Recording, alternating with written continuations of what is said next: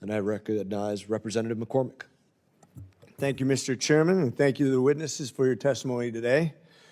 It's been 13 years since we last passed a State Department reauthorization.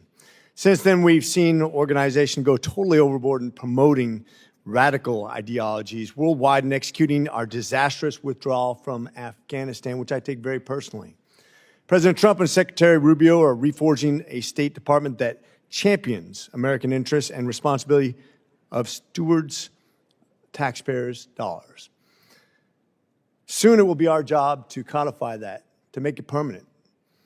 I think when we talk about responsibilities and shifting responsibilities inside of our departments, Mr. Jeffrey, I wanted to ask you, there have been discussions about making the Department of Homeland Security responsible for overseas visa operations instead of the state.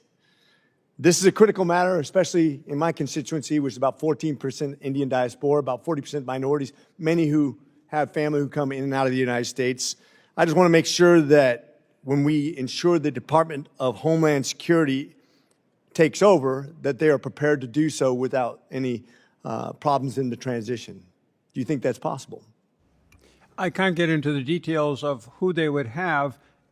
As a basic principle, however, they own the policies. They work with Congress to develop our overall immigration policy. The Immigration and Naturalization Act is under their purview, and thus I think they should have people in the field who are doing that, just like other agencies have people in the field.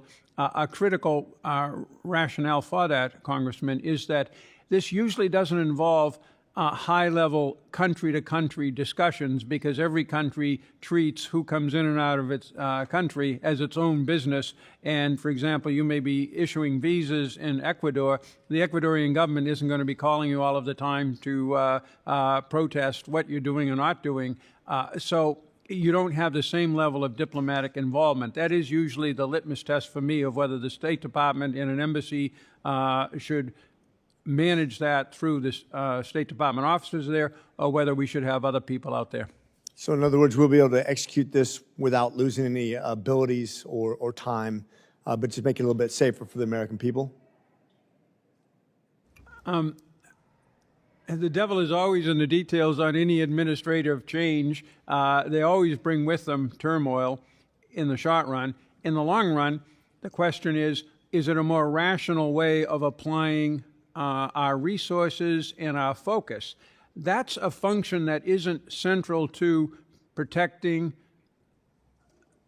the American people in terms of threats from abroad. Well, actually it is, I'm sorry, but it is a very important mission, but it is one, again, that's technical in nature and that follows very specific laws, again, that DHS, not the State Department, puts out. Okay, great. Mr. Hale, $1 million question for you. Based on your experience, what specific changes can we make to the State Department through this reauthorization bill that would have the biggest positive impact on our national security and diplomacy? I know that's a big question, but if you can hone it down to what is the one big bite we can take out of this that would make us better? Insist that the Foreign Service actually goes back to basics.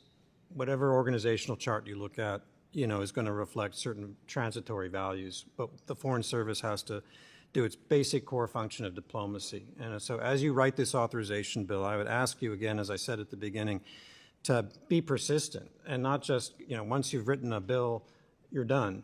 It's also about the continued engagement to make sure the Foreign Service actually has the training and the skills and the leadership needed to fulfill whatever mandates you've given through the authorization process. And I would say the biggest, to get really to your question, to me the biggest gap right now that I see when you look down the horizon that we're not ready for is the growing importance of science and technology in the work of diplomacy. We're never going to be scientists, we're never going to be that person, but we have to have much greater fluency in the substance of science writ large. I'm talking about everything from cyber to pandemics than is the case today. As a member of cyber on HFAC, as a member of science, space, technology, and as a member of foreign affairs, I couldn't agree with you more. Thank you for that summary, and we didn't even coordinate.